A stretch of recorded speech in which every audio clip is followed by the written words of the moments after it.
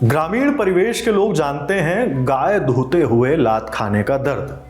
फिल्मों का विलन पहचानता है घोड़े की लातों से मिले जख्मों के निशान। कंगारुओं ने भी लात मार मार कर इंसानों को खूब दौड़ाया है और ये सब कुछ हुआ भय की वजह से, क्योंकि डर गाय को भी है, घोड़ों को भी और कंगारुओं को भी। वहीं जब इंसान किसी से कहता है कि लात मार देंगे तो यह हनक का प्रतीक माना जा सकता है।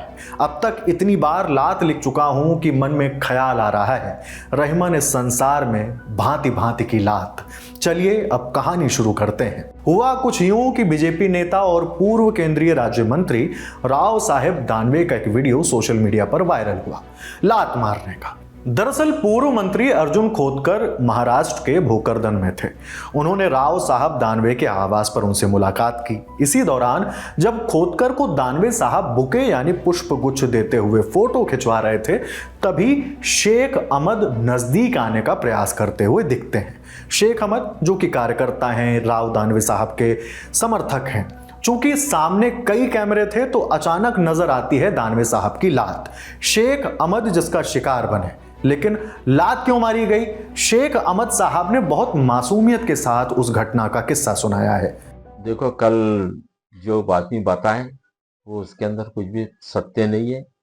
विरोधी पार्टी वालों ने बात को उठाया दानवे साहब के जैसा बताने के बाद से, लेकिन ऐसी कोई बात नहीं। दानवे साहब का और मेरा 30 साल से दोस्ताना है और दानवे साहब जैसे एयरपोर्ट पे से उतरते मेरे को फोन करते, कहा है तो आ जल्दी खाना खाने को। यहाँ तक हमारी बात है, पर ये बात की वजह से मेरे को इतनी बात बोलना पड़ी। हमारा उनके बहुत संबंध अलग है। और दूसरी बात है कि जैसा दानवे साहब घर में से आए कपड़े बदली करके, तो उनका शर्ट पीछे से अटके हुआ था। तो मैंने उनके कान में बोला, मतलब दादा तुम्हारा शर्ट अटके हुआ है। उनके कुछ समझ में नहीं आया और उन्होंने जैसा मेरे को ऐसा ये करे, जैसा हाथ में उनके गुलदस्ता था करके उन्होंने ऐसा करे, तो ऐसा कुछ हुआ नहीं। मगर वो चैनल के अंदर रिपीट करके बता रहे, उसके वजह से ज्यादा लग रहा जैसा ऐसी कोई बात नहीं। और वो विरोधी वालों को कुछ ना कुछ बहाने लगते, दिन भर उनके बारे में लोग कुछ ना कुछ विषय निकालते ही रहते। इलेक्शन का पीरियड है, अभी अपनी पहली बात में नहीं, इससे पहले कई बार उनके कुछ भी बात में निकालते रहते। ऐसा कोई सत्य नहीं बात के अंदर, बातमी के अंदर। दानवे साहब के विरोधक दिन भर उनके बात में आगे ऐसे फिरते रहते, नया कामेडी कहानी। और दानवे साहब ऐसा मेरे को क्यों करेंगे? मेरे उनके ऐसे घरगुती संबंध है। अब विरोधी वाले कुछ भी बात करते रहते, इसमें कोई सत्य नहीं।